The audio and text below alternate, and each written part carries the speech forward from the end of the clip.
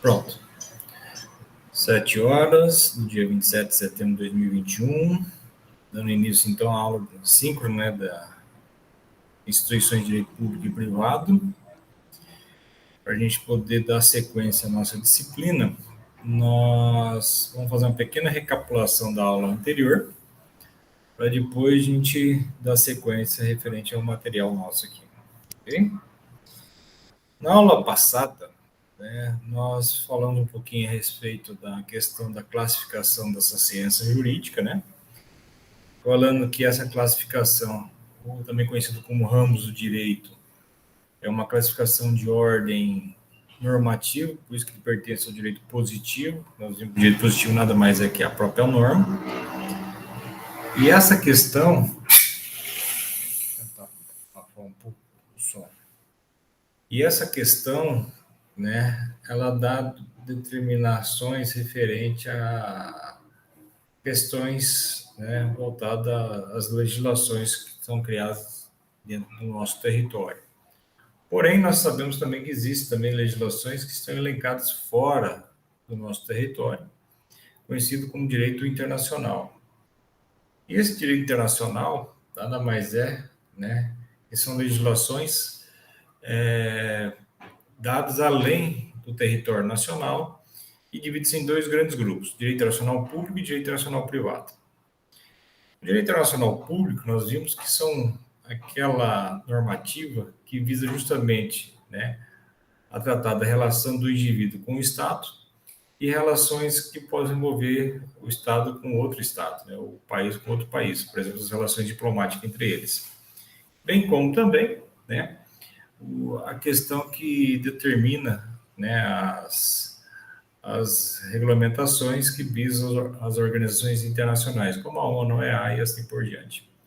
Então, essa questão de reconhecimento dos estados e governo, né, fronteira, países, limites territoriais, espaço aéreo, marítimo, etc., tudo isso é regulamentado pelo nosso direito internacional público.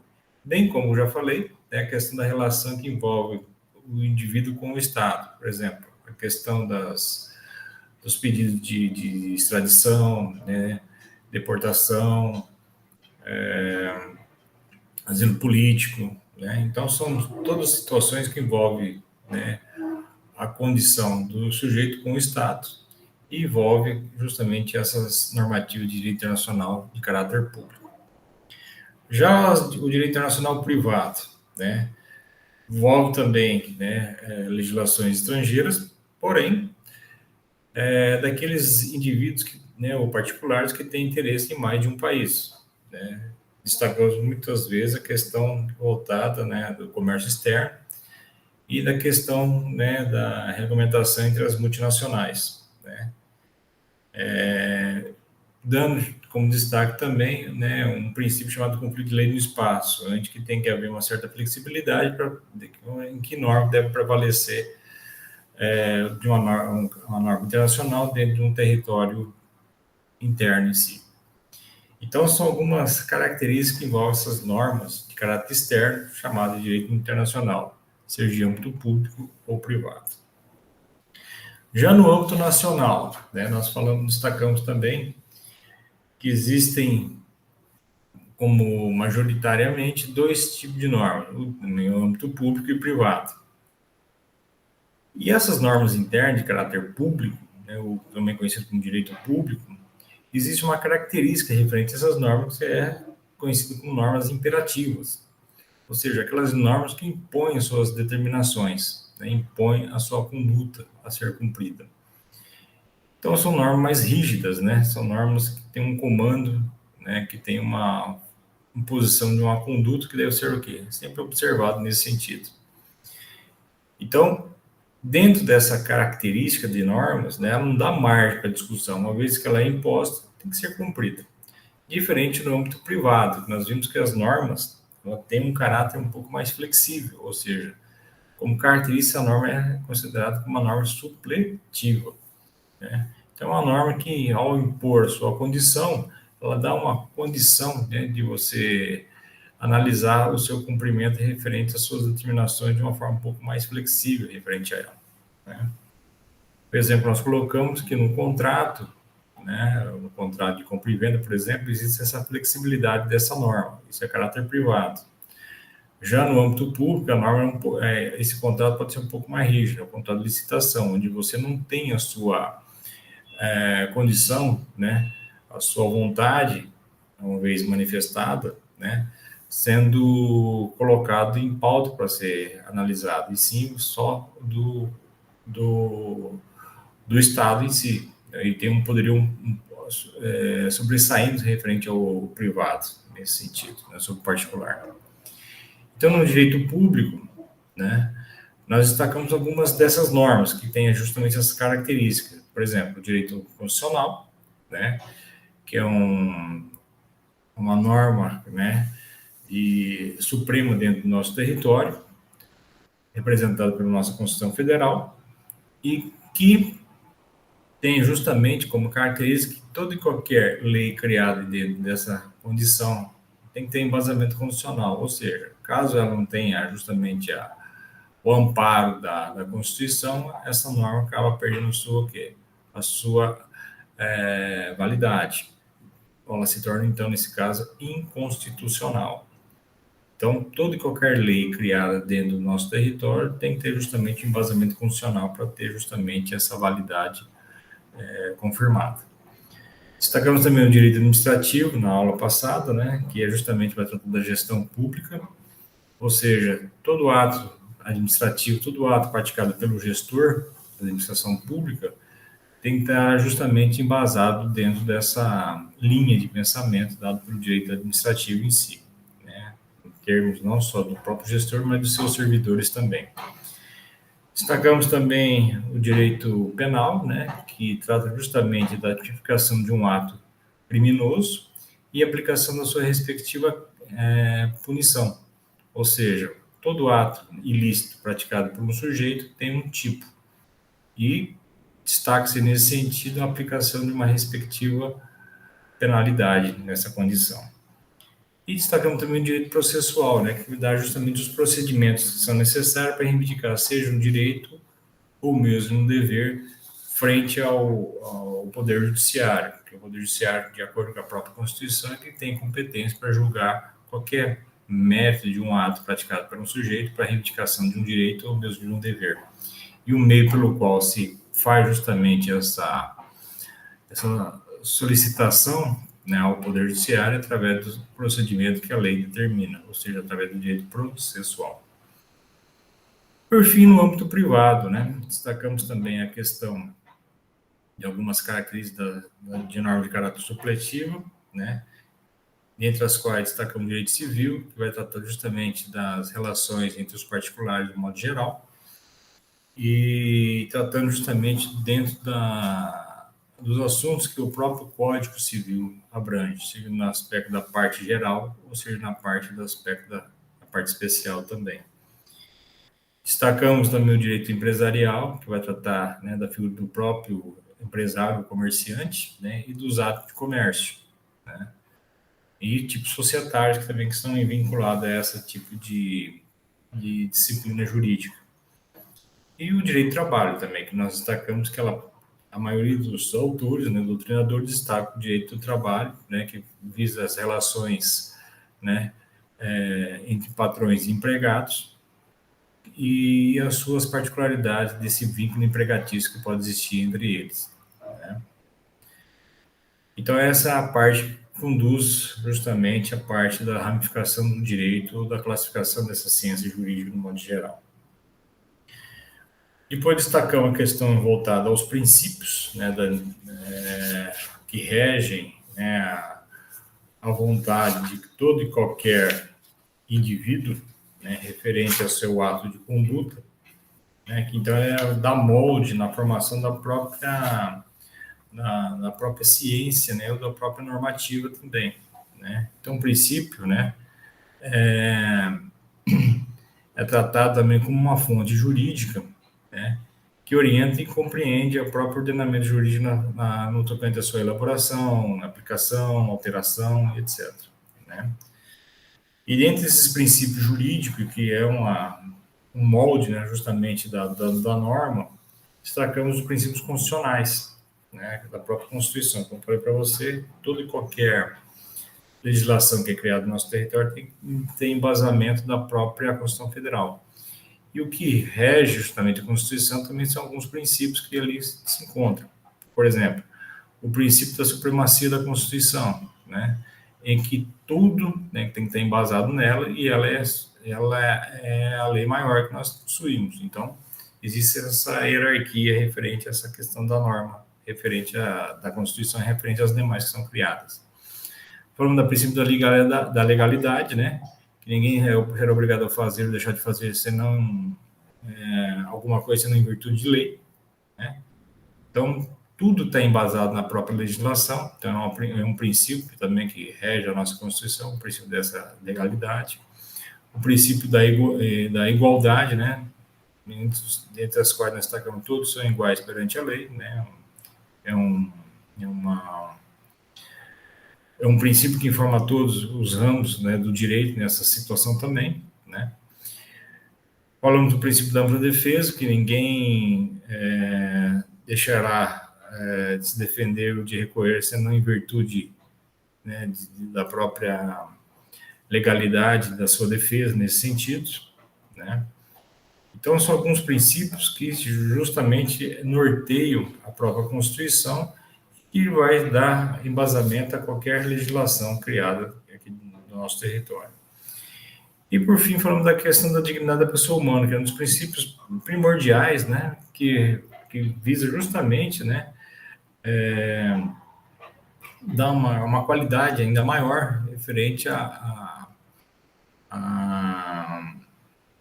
de respeito, né, ao indivíduo, né, não só a ele propriamente dito, mas ele em relação ao Estado e em relação à própria sociedade também. Então, tudo, né, da questão, né, voltada ao indivíduo, né, tem situações primorosas, né, que tem que ser devidamente respeitado nessa condição. Então, é uma condição que está além de qualquer outra que se venha a ser construída dentro da nossa própria legislação em si. Então, a questão da dignidade da pessoa humana, né, ela visa justamente esse bem-estar, né, que visa justamente, né, dar um amparo mais, vamos dizer assim, mais respeitoso a todo e qualquer indivíduo, né, existente dentro da face da Terra nesse sentido. E principalmente esse é um dos princípios que regem a nossa Constituição também. Ok? Então foi aí a nossa última conversa, né, Pamela? E aí, se tiver alguma dúvida, se você quiser questionar, estou aberto aí a qualquer dúvida que você queira sanar aí. Não, professor. Não estou ouvindo, Pamela. Tá baixinho? Eu não tenho dúvida por enquanto, não. Meu fone tá com problema. Isso também tem lá no... Não sei se você chegou a ver os vídeos, né? Mas também está nos vídeos. Então, tá tranquilo essa situação aí, se não me engano, tá? Qualquer coisa a gente revê depois, qualquer dúvida que você tiver. Mas tá bem tranquilo isso aí e é só dar uma revisãozinha também. Tá joia? Bom, hoje eu vou falar um pouquinho da norma propriamente dita, tá? Eu vou falar um pouquinho da lei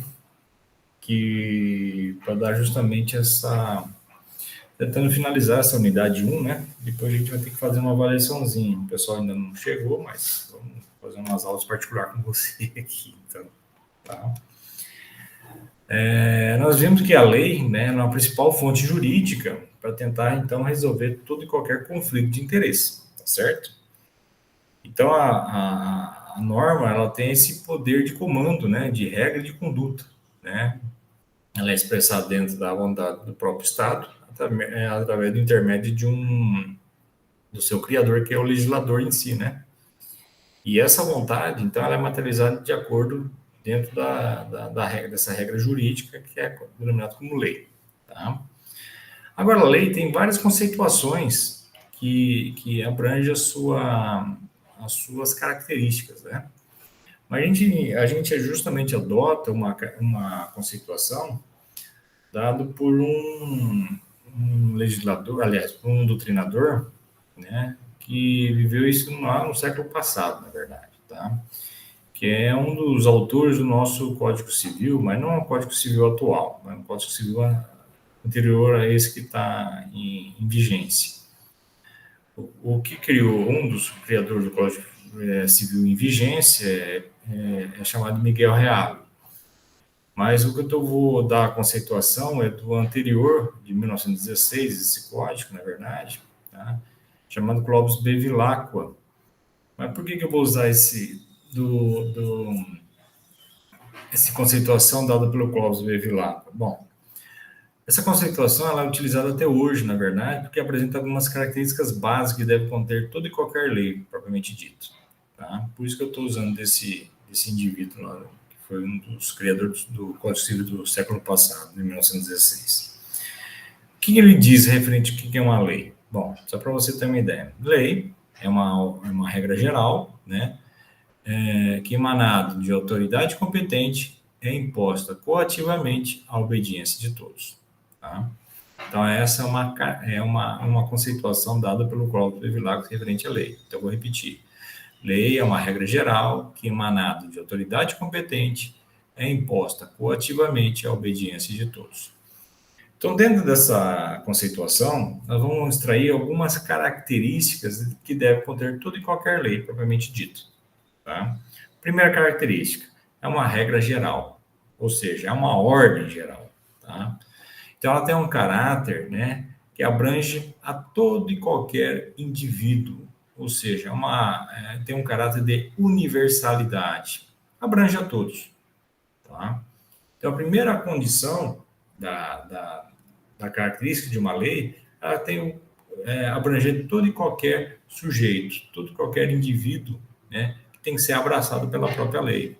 Então, ela não faz distinção. Então, aquele princípio que eu falei lá no início, que todos são iguais perante a lei, está justamente dentro dessa concepção do que é uma lei propriamente dita. É uma regra geral, vale para todo mundo. Tá? Então, a primeira condição é essa, né? Tem esse caráter de abranger a todo e qualquer indivíduo. Então, um caráter universal, de universalidade. Ok? Então, a primeira condição. Segunda condição, é emanar de autoridade competente. Bom, essa condição, né, até pela linguagem, significa da seguinte forma, tá? Ela tem que ser criada através de alguém que tenha competência, né, de criar leis, né, de elaborar a lei.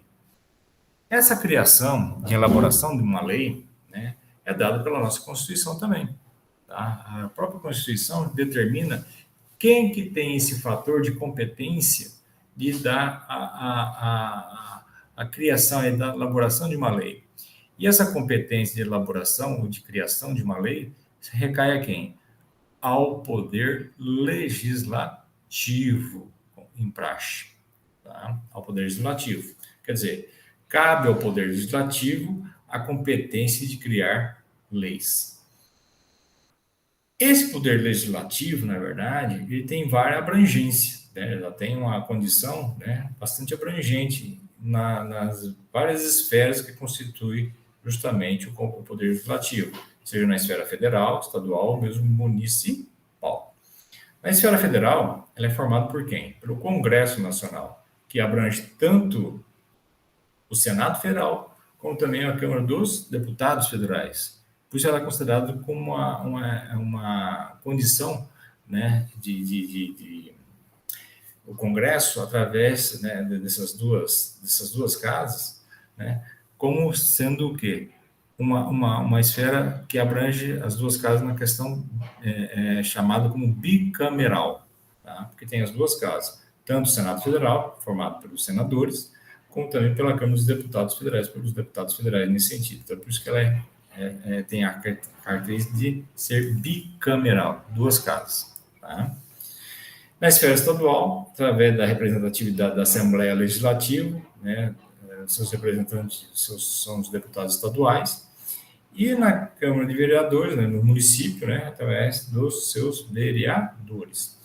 Então, o Poder Legislativo é constituído dessa forma, tá? Seja na esfera federal pelo Congresso, Senado e Câmara de Deputados, na esfera estadual pela Assembleia Legislativa, né, pelos deputados estaduais, e pelo município através da Câmara de Vereadores. Então, eles têm essa competência, né, de criação de leis. Agora, não é exclusivo também, não, né? Isso não quer dizer que algumas formas de regras normativas não poderão ser criadas também para as outras esferas. Por exemplo, o Poder Executivo, e através, né, de seus representantes, seja o presidente da República, os governadores de estados ou mesmo os prefeitos municipais, pode determinar a formação de alguns decretos, né? O presidente da República, por exemplo, pode criar medidas provisórias. São tipos legislativos, né, criados exclusivamente por esses, né, por essas poderes, tá? Então, pode recair também tipos de legislações que são específicos para algumas ações pautadas para o poder executivo nesse sentido.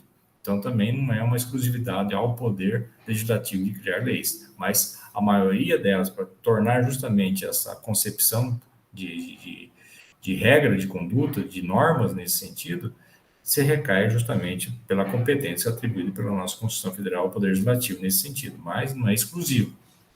Tá? Pode também o Poder Judiciário também criar algumas condições também de impor algumas regras de condutas também que poderão recair dentro da sua competência, né? Então, algumas determinações, né, que podem ser ampliadas a outros poderes, mas a questão, né, dessa formalidade, né, da sua criação em si, né, a própria Constituição determina que o Poder Legislativo que tem justamente essa competência de maior abrangência nesse sentido, tá ok? Então, é uma das condições referente à criação dessa lei propriamente dita. Tudo bem, Pamela? Entendeu?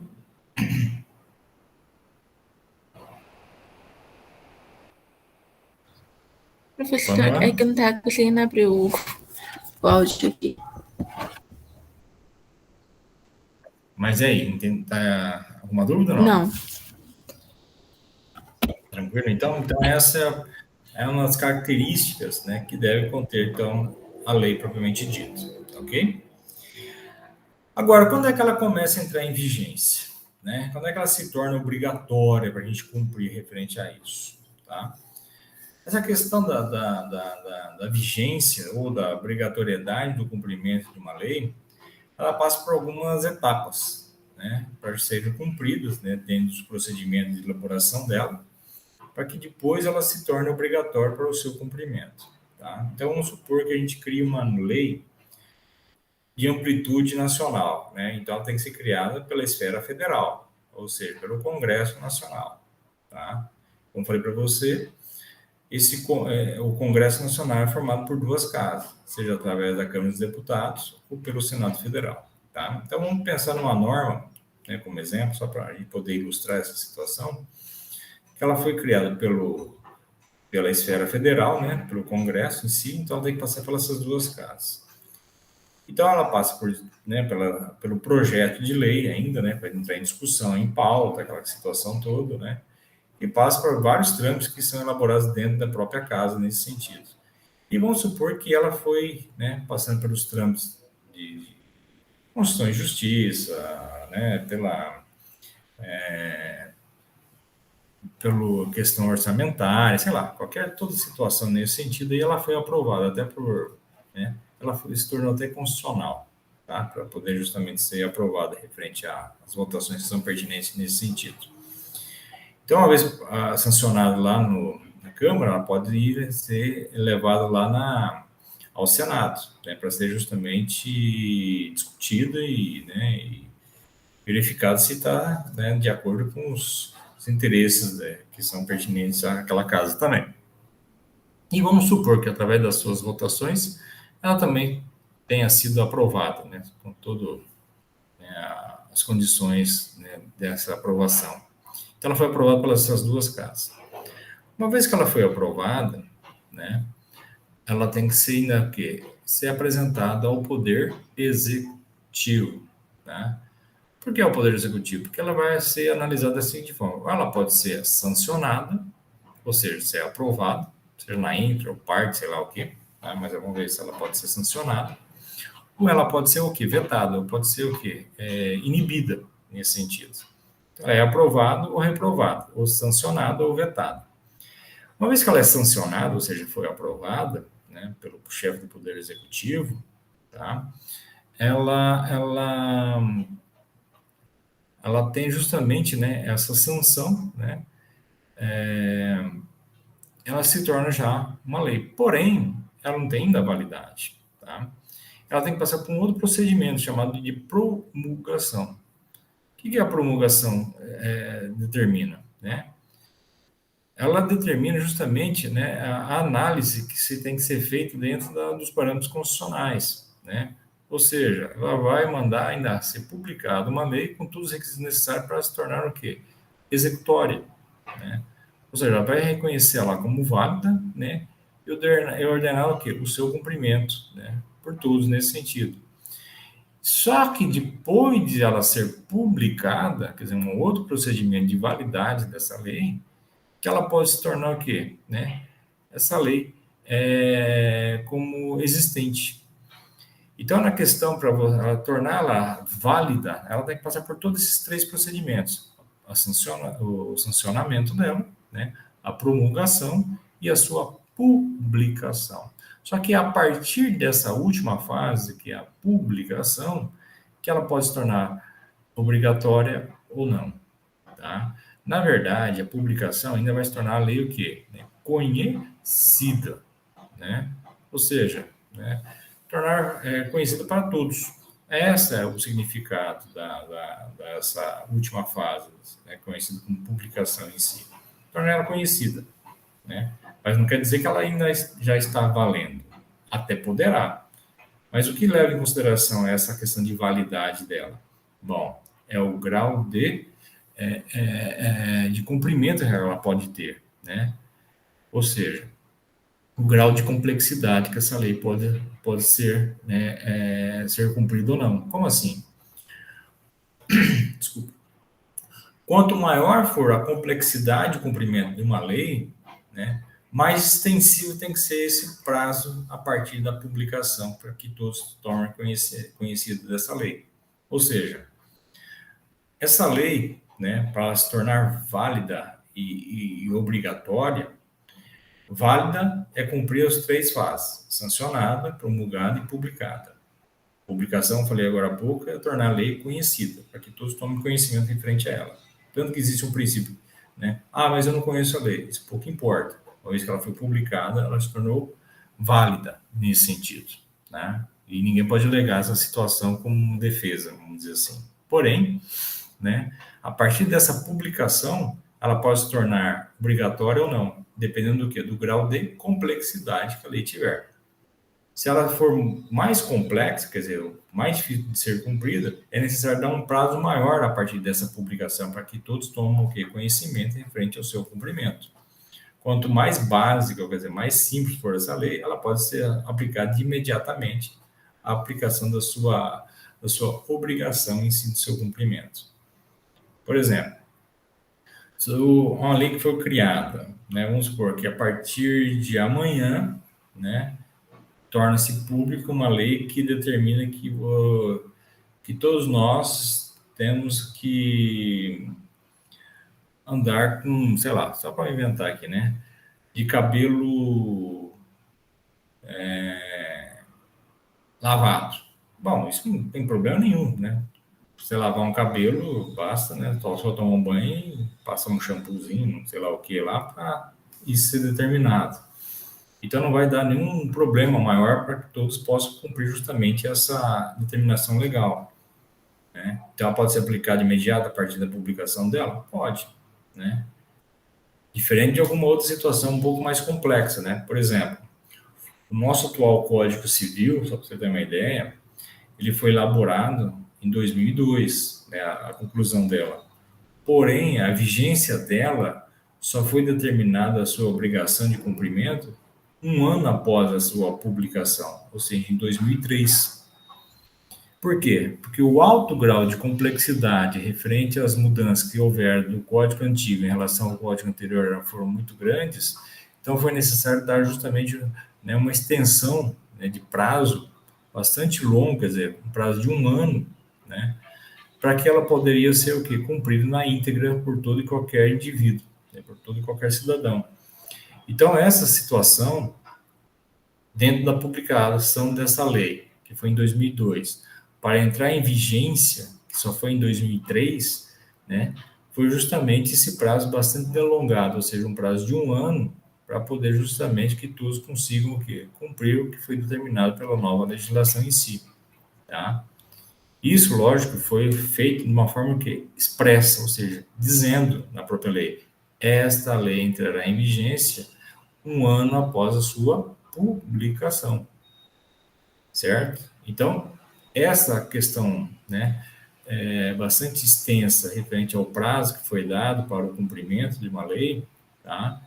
Foi de acordo com a complexidade que essa lei tinha. Quer dizer, é necessário que todos pudessem o quê? Se adaptar à nova realidade para não haver nenhuma desinformação ou mesmo não cumprimento dela. Bom dia, Samara, tudo bem? Bom dia, professor. Desculpa o atraso. Pois é, nós estamos falando sobre a questão da criação de uma lei aqui, tá? Então, eu estou falando aqui para a Pamela que existe uma questão, né, da determinação da criação dessa lei, tá? Que diz justamente, levando em consideração o quê? O grau de complexidade que a lei tem. Ou seja, quanto mais complexo a lei for, é necessário dar um prazo maior, né, bastante extensa, para que as pessoas podem o quê? Né, se adaptar à nova lei, à nova legislação que foi criada. Se uma lei é de baixa complexidade, né, como foi falado, existem algumas considerações de validade que a lei, né, é necessário cumprir para que ela se torne válida, mas não obrigatória. Então, eu falei das 3 modalidades: a sancionamento, a promulgação e a publicação. Então, uma vez que ela foi publicada, essa lei se tornou o quê? Conhecida. Tá? E a partir desse momento, que se vai determinar se ela vai se tornar obrigatória ou não. Como falei, dependendo do grau de complexidade que a lei venha a ter. Quanto mais complexo for essa lei, né, mais tem que ser o quê? Né, dado prazo para as pessoas poderem se adaptar nessa nova lei, à nova realidade. Então, a partir dessa publicação, como falei, a publicação vai se tornar a lei conhecida, para que todos tomem conhecimento referente à nova legislação que está sendo colocada em pauta. E a partir dela que vai determinar a sua obrigação de cumprimento. Tá certo? Nesse sentido, então, está explicando a questão da criação do nosso Código Civil atual, que ela foi publicada no ano de 2002. Porém, a sua obrigação de cumprimento só se deu aqui em 2003, como foi falado, pelo alto grau de complexidade que a lei tinha para ser cumprida, né, para ser observado todas as suas obrigações em si. Então, a partir de 2002, ela tornou conhecida, mas não obrigatória, e só foi determinante em 2003. Então, esse período, né, dentro da publicação até a sua entrada em vigência, se deu por causa desse alto grau de complexidade. Tá?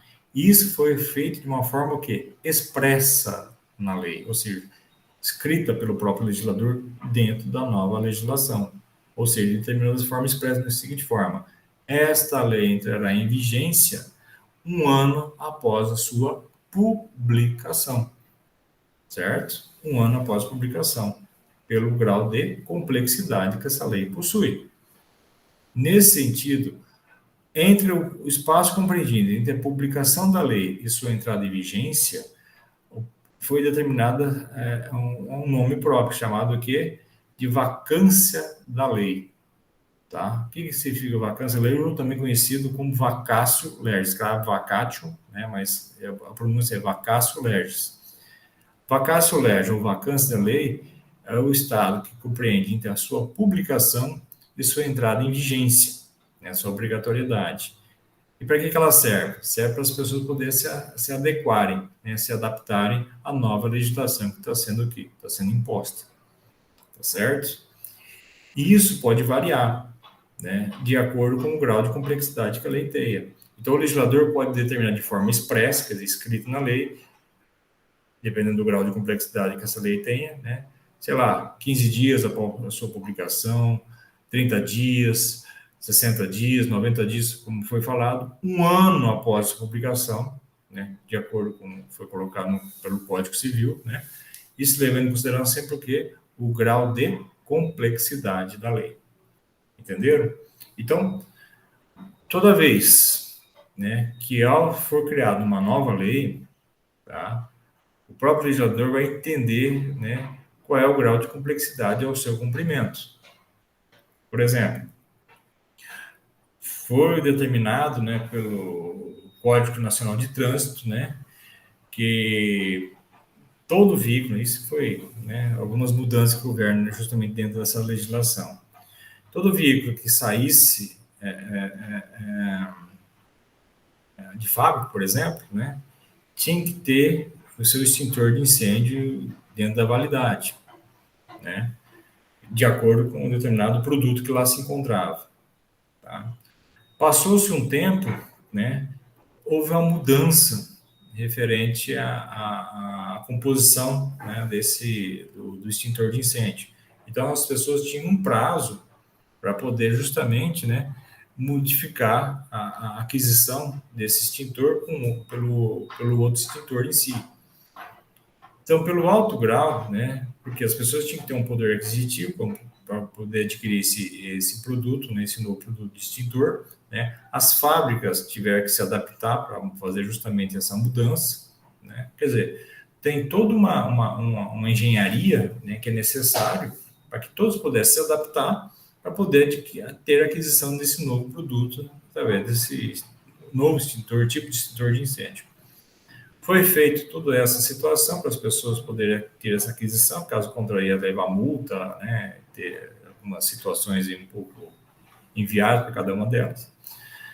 Ao que adquirir, todo mundo adquiriu esse novo produto, esse novo extintor de incêndio, o que fez o próprio legislador em si?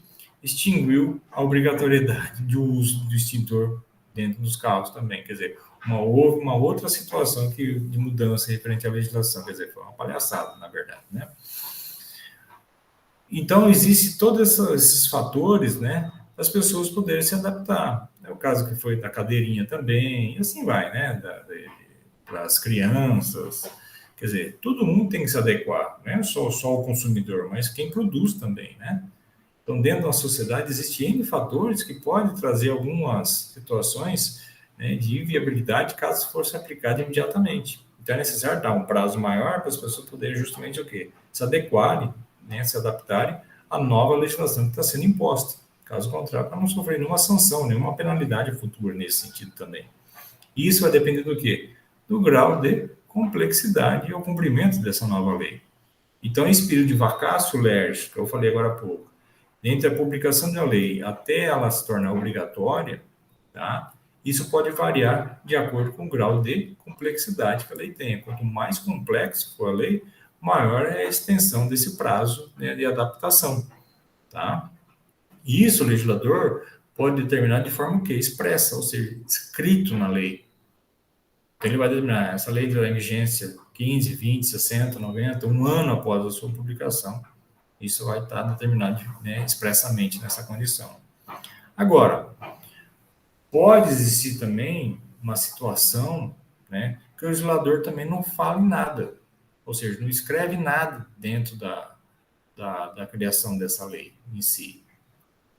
E aí, existe também uma forma de manifestação. Nesse caso, é conhecido como manifestação tácita, não mais expressa. Tá? Então, é uma manifestação tácita da lei. Ou seja, quando é criada uma nova lei e o legislador não manifesta nada, essa lei terá descumprido todas as formalidades da sua criação, né? Como falei, da sancionamento, promulgação e publicação, tá? Mesmo que o legislador não determinou nada, né, referente à sua invocação da sua obrigação em si, tá? Essa lei também tem uma forma de manifestação, sim, de uma forma tácita. E ela entrará em vigência, como determinado por lei, 45 dias após sua publicação.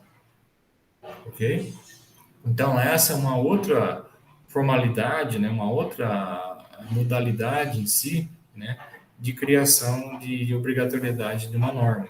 Então, ela pode ocorrer, seja de forma expressa, quando o legislador determina a sua obrigação em si, de forma escrita, dentro da própria legislação, por isso que ela é expressa, ou de uma forma tácita, ou seja, mesmo que o legislador não determine, né, a sua entrada em vigência, mas já fica o quê? Condicionado na própria lei, que ela entrará em vigência 45 dias após sua publicação. Ok? Então, são as duas modalidades referentes à imposição, né, de obrigatoriedade de uma lei, propriamente dito. E o período, como falei agora há pouco, entre a publicação da lei e sua entrada em vigência, é conhecido como vacatio legis ou vacância da lei. Para que serve o vacatio legis ou vacância da lei? Serve para as pessoas poderem justamente o quê? Se adequarem, se adaptarem à nova legislação que foi criada para ser cumprida nesse sentido. Ok? Perguntas? Dúvidas? Pamela, Samara? Não, Tranquila? E tranquilo. você, Samara, que entrou agora? Tranquilo, professor. Entendido, então? Então, essa é uma das particularidades que eu falei agora há pouco, né? Na questão dessa formação, dessa obrigação de cumprimento da lei, tá? Então, atente para isso. Então, existe todo um procedimento de tornar a lei válida, tá? Mas não ainda obrigatória, que isso se vai ser analisado a partir da publicação da lei. Eu falei agora há pouco, né? A publicação é tornar a lei conhecida, apenas para que as pessoas possam, né, tomar conhecimento que existe uma nova legislação que está sendo o quê? Está sendo imposta. Porém, a partir dela que vai determinar, né, se ela vai se tornar obrigatória ou não, levando em consideração sempre o quê? O grau de complexidade que a lei possa ter, né? Quanto mais complexa for a lei, mais tem que ser o quê? Extensa esse prazo a partir dessa publicação, tá?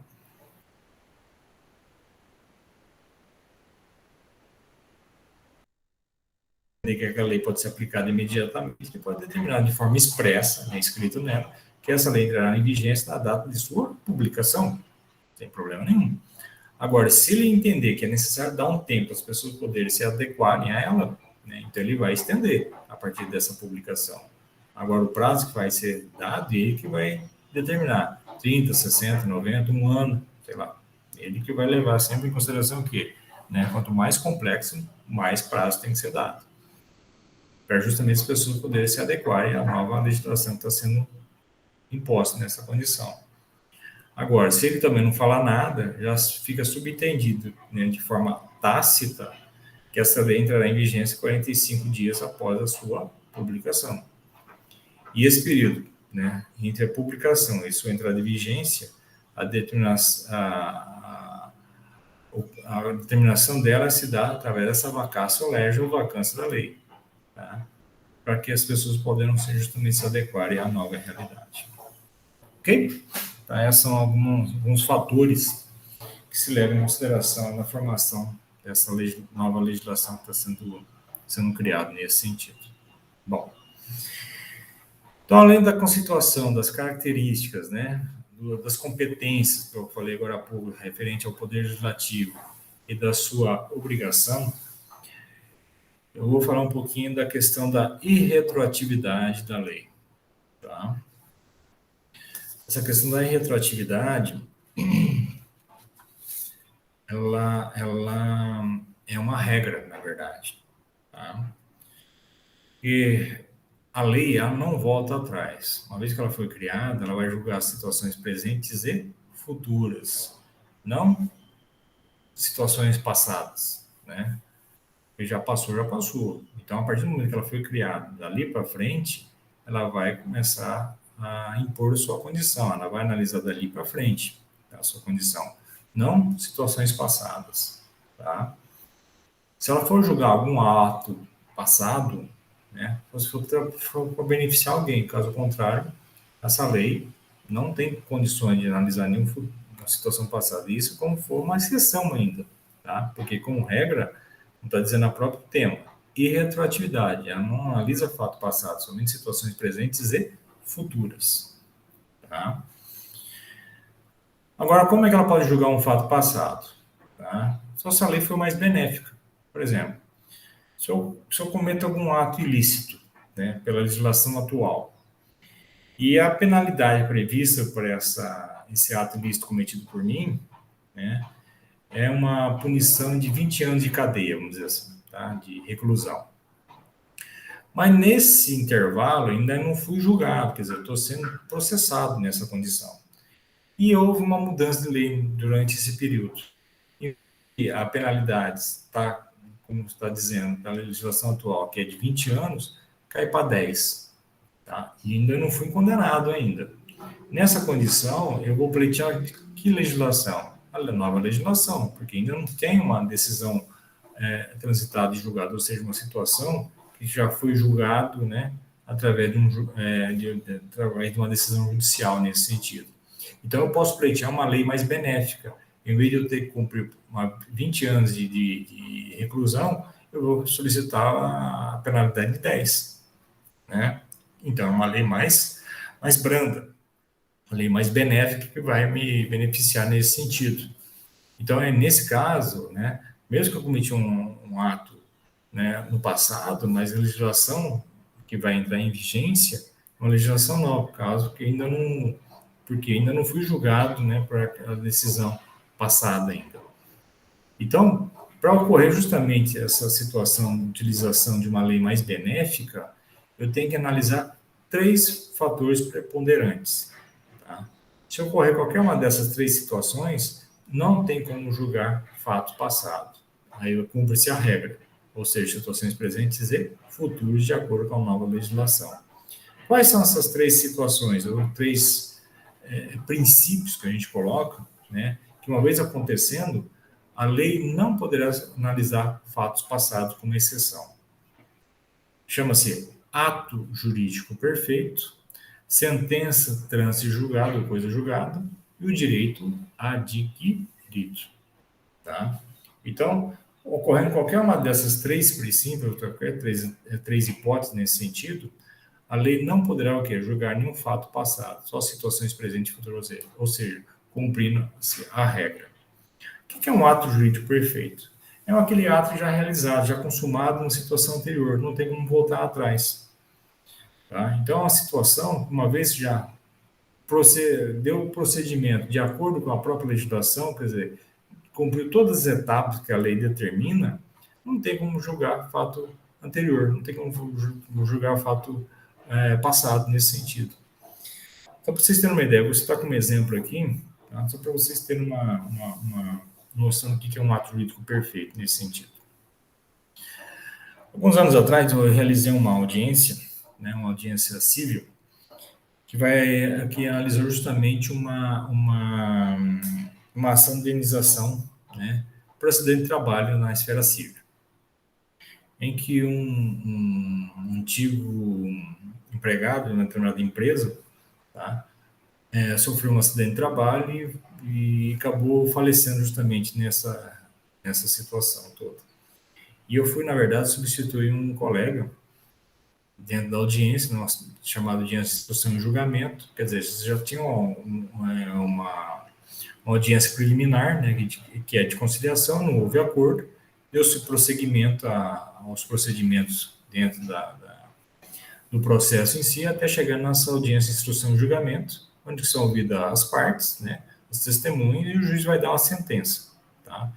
Para chegar até essa audiência, decorreu um prazo de 5 anos, né, para que houvesse justamente esse encontro lá dentro dessa audiência, dessas partes lá, dentro nós chamamos de litígio. Tá? Então, tá a parte autora, né, através da representação do familiar da vítima, nesse sentido, né, do empregado que faleceu, as testemunhas deles, advogado, aquela questão toda, e eu representando a parte ré, que era a empresa, né, uma empresa bastante conhecido dentro da região nossa aí, e que eu estava, na verdade, substituindo um colega, ele que era o advogado, né, titular desse processo. Mas ele não pôde ir para outra audiência que ele estava, eu fui lá substituí-lo. Mas eu conhecia também o caso, não sem problema nenhum, fui lá. Estava o preposto, o representante da empresa, né? E estava as testemunhas nossos também, aquela situação toda. E ao abrir a audiência, no caso uma juíza, né, uma magistrada, ela começa a ler os fatos, né, que é o procedimento praxe para isso, né, relatando o acontecido. E ela constatou, dentro da documentação que lá estava imposto dentro do processo, que a parte ré, né, que era a empresa em si que estava sofrendo o processo de indenização, não estava devidamente constituída por um representante legal. Como assim? A gente vai ver depois isso quando a gente for tratando sobre pessoas jurídicas com vocês aqui. Tá? O que acontece? Dentro da representatividade, né, seja de qualquer indivíduo, né, seja parte física ou jurídica, é necessário que o seu representante legal, né, esteja devidamente constituído. Então, o ato constitutivo é um dos documentos que tem que estar formalizado dentro do procedimento legal, dentro do processo. O que seria isso? Existem os representantes que já são constituídos da pessoa jurídica, no caso da empresa, né? Então, são os seus diretores, que lá constam no estatuto social dessa empresa, tá? E eles outorgaram, quer dizer, passaram poderes a uns representantes, no caso ao gerente, e esse gerente a esse preposto. Existia a documentação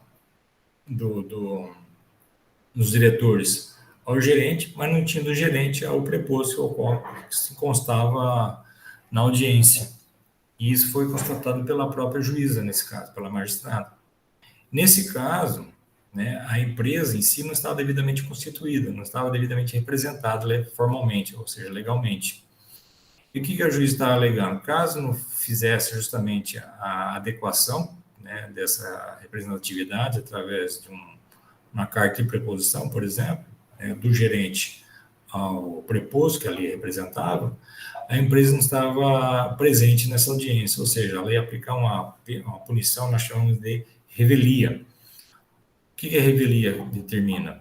Que toda e qualquer arguição, todo e qualquer pleito, né, ou solicitação ao Poder Judiciário, né, caso não for devidamente contestada ou devidamente representada nesse sentido, é dado como verdadeiro, ou seja, a parte contrária, que tudo aquilo que estava pleiteado, né, como forma de indenizatória, como indenização, né, ia dar por completo. Ou seja, a parte contrária, a parte autor, nesse caso, estava indo de fora a fora, né? Tava tudo que for devidamente, né, solicitado ia dado como verdadeiro. Ou seja, a indenização ia ser por completo. E há uma quantia bastante grande nesse sentido, né? Agora, imagine se eles queriam alguma forma de acordo. De jeito nenhum, né? Porque ia dar tudo para eles, sem qualquer questionamento nem nada. Então, é uma situação que a gente acaba vivenciando como profissional, né? Que às vezes você passa alguns apuros, né? E aí, o que a gente fez para justamente tentar reverter essa situação? Existe dentro de uns princípios jurídicos que tudo que existe no mundo jurídico está dentro do processo. Então, você tem que achar alguma situação para tentar justamente reverter alguma falha, alguma coisa nesse sentido, como foi constatado pela parte autor, né? Porque a gente não está devidamente constituído nesse sentido. E foi justamente isso que eu tentei verificar e acabei encontrando, né? É justamente essa questão processual, né? Os procedimentos. Lá determina, dentro dos atos processuais, nos primeiros atos processuais dentro de uma ação, é que a pessoa tem que tomar conhecimento por completo daquilo que tem contra ela, né? Então, ela tem uma citação. E a citação que foi solicitada pela parte autora foi uma solicitação pessoal, ou seja, somente o indivíduo que sofre esse processo tem, né, a condição de receber justamente essa citação.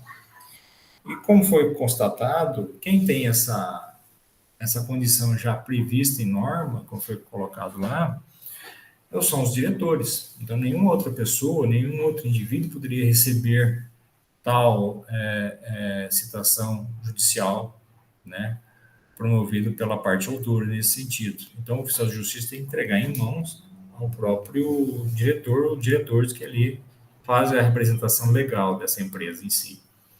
Só que foi constatado que quem recebeu não foi nenhum dos diretores, sim uma pessoa qualquer, sei lá se for o guarda, secretário, sei lá quem.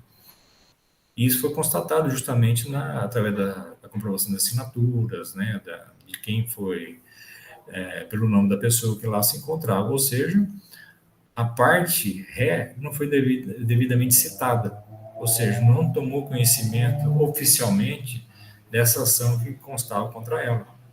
Ou seja, todo o procedimento legal foi devidamente o quê? Errôneo, né? Foi devidamente feito de uma forma ilegal. Ou seja, desde a citação até aquela audiência, não poderia acontecer formalmente falando, né? Então, tudo que foi pleiteado pela parte autora caiu por terra, ou seja, ia ter que começar tudo de novo. O que eu fiz? Peguei, levantei, falei, aleguei todas essas arguições, a juíza acatou e começou do zero, quer dizer, levou-se 5 anos para acontecer aquela audiência, praticamente perdeu-se tudo, né? Então, o que aconteceu? O ato jurídico não foi o quê? Perfeito. O ato não consumou, retroagiu tudo, quer dizer, voltou tudo a estaca zero, né? Voltou tudo ao estado anterior, quer dizer, tem que ter uma nova citação, um novo pedido e assim por diante. Então, tudo isso, só para a gente poder, eu estou falando, é para justamente entender o que é um ato jurídico perfeito, quer dizer, se ocorre dentro da perfeição que a lei exige, não tem como voltar atrás. Como uma falha processual, né, dentro dos procedimentos determinantes por lei nesse sentido, né, o ato teve que retroagir, o ato teve que voltar atrás. Então, o ato jurídico, nesse caso, não foi perfeito, e sim imperfeito. Entenderam? Então, essa é uma das características de um ato já consumado. Uma vez feito, né, consolidado pela própria legislação, não tem mais como voltar atrás, né? Só para aliviar vocês, então foi feito um acordo, né, entre as partes lá depois para tentar justamente inibir, né, uma demora ao devido pagamento, né, indenização que cabia à empresa aos familiares do autor nesse sentido, tá? Então, só para vocês também ficarem tranquilos referente a isso. Mas não foi na quantia que eles desejavam, mas foi uma quantia que justamente, né, se adequou justamente dentro da conciliação que foi feita nesse sentido, para não ter demorar todo aquele prazo novamente, tá? Então, essa é um exemplo que eu sempre coloco para justamente entender que é um ato jurídico perfeito. Se ocorre dentro do procedimento legal necessário para o preenchimento de todos o processo em si, né, dentro de uma ação, não tem como voltar atrás. Nesse caso, como houve falha processual, retroagiu tudo novamente, tá? Então, nesse caso, a lei acabou o quê? Retroagindo. Mas se tivesse dentro da condição legal, né, dentro dos moldes legais, a lei não retroage, ela segue dali para frente. Fiz me entender, Pamela e Samara? Diferente do que é um ato jurídico perfeito? Um pouquinho só. Pouquinho? Qual que é a dúvida? Pode falar. Não, não é dúvida, professor, é porque tem que ler mais coisas, entendeu? Para fixar bem a ideia, entendeu? Tem que Bem entender. complicado. É que é muita informação para você de uma vez só, né? Mas só para entender, né? Uma vez que você cumpriu todas as etapas que a lei exige, não tem como voltar atrás, tá? Então você vai, né? A lei, ela não vai conseguir voltar para julgar algum fato anterior, só vai seguir dali para frente a partir do seu momento, tá bom? Essa é uma das condições. E você, Pamela? Entendeu ou não entendeu também?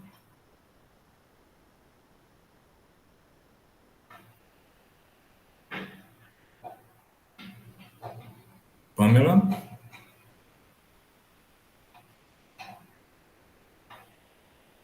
Não está presente? Oi. entendi nada. Pode repetir? Entendeu o que eu estou questionando ou não? Referente ao que é um ato jurídico perfeito? Ah, sim, é que meu fone tá com problema aqui, ele não tá conseguindo falar. Mas entendeu ou não? Aham. Então tá bom.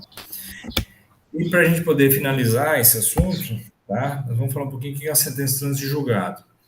Sentença de trânsito de julgado é uma sentença que não cabe mais recurso, tá? É um processo findo.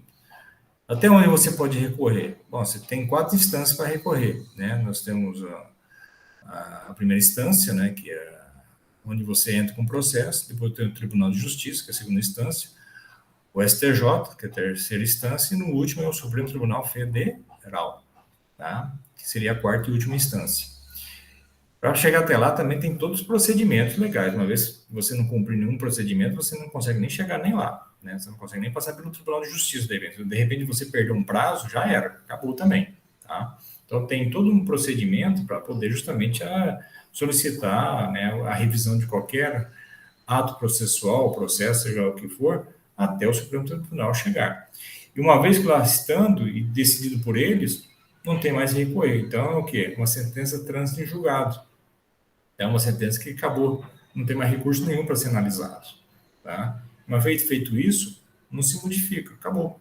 É um processo findo, tá? É a última, um outro princípio também que tem uma situação que não retroage a lei, tá? Então é uma situação que impõe uma condição de não analisar fato passado, tá? E o direito adquirido? O direito adquirido é aquele direito que nós chamamos de líquido e certo, ou seja, sem qualquer dúvida que você possui. Só para a gente poder exemplificar, para vocês se adentrarem aqui na nossa instituição de ensino, né, a UNEMAT, vocês tiveram que cumprir algumas etapas, né, de exigência de caráter legislativo, pela lei. Por exemplo, tiveram, sei lá, seja pelo Enem, pelo vestibular, né, vocês tiveram que cumprir essa obrigação. Uma vez cumprido, né, justamente uma dessas determinações que a lei exige, né, vocês adquiriram o quê? Uma condição dada pela lei, ou seja, um direito, né, que nós chamamos de direito adquirido. É um direito líquido e certo, sem qualquer dúvida. Então, por mais que, vamos supor, que eu determine, não, vocês não podem assistir minha aula, vocês, né, não podem frequentar a universidade, eu não tenho poder nenhum referente a isso. Por quê? Porque vocês acabaram de ter essa aquisição, vocês acabaram de ter uma condição, né, que vocês possuem por ter preenchido essa requisição legal, essa condição legal. Vocês acabaram de ter um direito adquirido, um direito próprio de vocês, né, que ninguém retira. Vocês cometem alguma irregularidade, né, sofrem algum processo administrativo, algo do gênero, né, mas caso contrário, não tem como alguém solicitar, né, a não permanência de vocês, né, assistindo às aulas, né, quer dizer, vocês fizeram matrícula, tem todos os procedimentos que a lei determina e que vocês cumpriram essa etapa. Isso é um direito adquirido, é um direito próprio de cada um de vocês e que tem que ser devidamente o quê? Respeitado. Ninguém pode solicitar algo contrário referente a isso, tá certo? Então isso não volta mais atrás, isso não tem como reverter. Entenderam, então? Então, acontecendo qualquer um desses princípios, um ato jurídico perfeito, uma sentença trânsito de julgado e o direito adquirido, a lei não vai julgar fatos passados, somente situações presentes e futuras para que possam seguir justamente as ações pertinentes da ela nesse sentido. Tá ok, gente? Então, essas são as determinações referentes ao que é uma questão, né, dentro da regra da irretroatividade da lei. Dúvidas? No dúvidas, estou à disposição. Sem dúvidas, professor. Sem dúvidas? E você, Pamela, sem dúvidas também? Sem dúvida.